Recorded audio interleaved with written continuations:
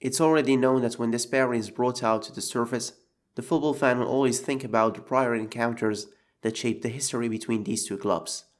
The part of the history that I'll speak about was the game between Barcelona and Chelsea in 2009, a robbery. Those words are always said when mentioning the two teams in the same sentence. Was Chelsea robbed from a second successive UCL final, where the referee is up to the task, and did Barca deserve to qualify to the next round? All of this will be discussed in this objective breakdown of both the away and home games. Everyone has already voiced their opinion on the second leg in Stamford, but few seem to acknowledge or even mention the refereeing mistakes that happened in the first leg, and oh boy, there were plenty. The first match was held in the Nou Camp on the 28th of April, and the referee was Wolfgang Stark from Germany. To summarize the game, Barca had possession over the ball, but struggled to create chances because of Chelsea's defensive approach to the game.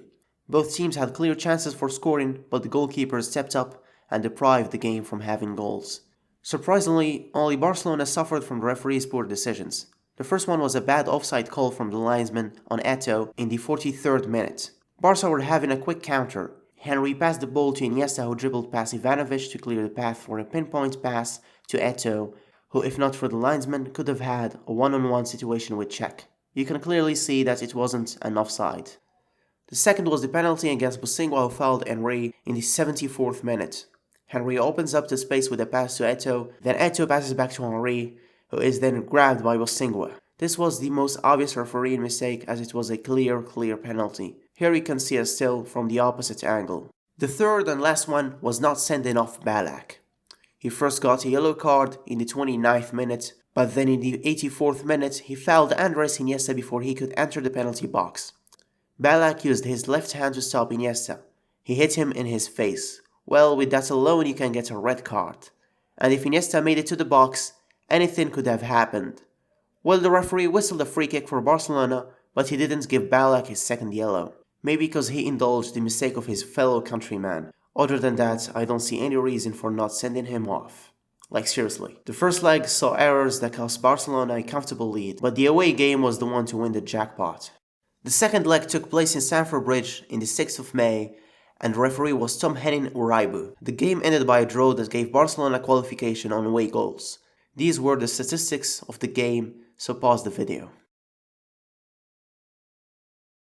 After analyzing the stats, you can clearly understand how both teams approached the game. Barcelona had 71% of possession because Chelsea's players were defending most of the time. Barcelona only had one shot on target because they couldn't find gaps in the Blues' side's defense. Chelsea having more shots on target is no surprise, because they depended heavily on counter-attacks. Both sides suffered with this game's refereeing, that's why I will start with Barcelona and then I'll jump to Chelsea, just to avoid confusion, and without going too much in details. The first one was a handball from Ballack in the penalty box. You can see that Messi wasn't the one to shoot the ball to Ballack's hand. It was Ballack who directed his hand to make contact with the ball. Well, I'm not sure for this one being a penalty, mainly because of Messi not appealing for it, or maybe the frustration of facing Messi with the intent of clearing the ball in any way possible. So this one is a 50-50. The next one is the red card on Abidal. I'll show you the clip first so you can judge for yourself. Messi is the competition's top scorer, 8 goals in his last 9 games in the Champions League. Anelka looking to get in here for Chelsea. Was he pulled down by Abidal? Is in Anelka's favour, but what's the decision with Abidal? It's red. He was lucky to escape it in the first half. He's gone now. Isn't this amazing? You can clearly see that there was no contact. It were Anelka's feet that stumbled with each other.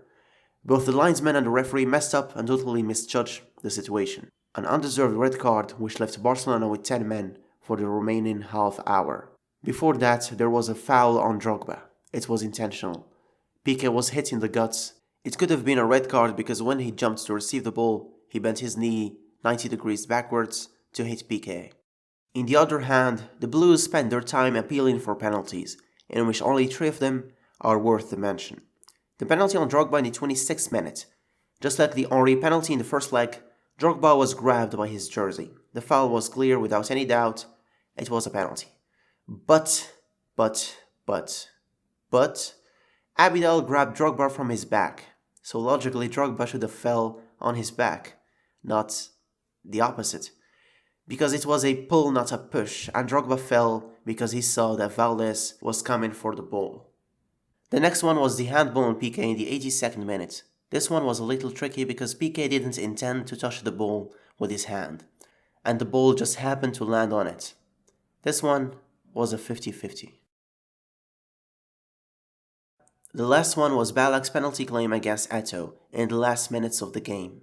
Lampard played the corner, Peter Cech heads the ball, Balak goes for it and shoots, only for the ball to be blocked by Eto'o. The moment Balak shoots, Eto'o turns backwards, the ball hits his deltoid to be specific. Eto'o never intended to hand the ball, and Balak's reaction was of someone begging for a penalty to scrap the easiest way to win after all hope was lost for qualification. Well, to end the debate, the two legs saw lots of refereeing blunders, and both teams had their share of struggle. Well, if both teams were hurt by the refereeing, so why do we only hear about Chelsea being robbed and not the game's bad arbitring? Two things: the way Chelsea played and approached the game, and the media. When you watch the highlights of the away game, you think that Chelsea was the one in control. But then you analyze the stats, you notice that after Essien scored the opening goal, Chelsea played defensively throughout the whole game and relied on long balls and counter-attacks. Chelsea parked the bus, that's why Barca had 71% of possession. Chelsea played aggressively both physically and mentally. By mentally, I mean that they knew they were no match for Barcelona. That's why they wanted to persuade the arbiter into giving them penalties. Even the defenders who are 50 meters away from the penalty box pressured the ref to give them penalties, even though they can't judge the situation from that distance. It's as if they entered the game with the prior thought of provoking the ref for penalties, and the reactions further accentuate what I'm trying to prove. The media. The English media succeeded to make Chelsea appear like victims, and deliberately forgot that Barcelona did also suffer from it. England is a well-known political superpower. They can easily spread false information with their long, influential tentacles, and disorientate the public opinion. And you can see the repercussions when you browse YouTube, for example. And to further point out how much the English media is influential, I rewind back to 2010, England, Germany, World Cup, South Africa.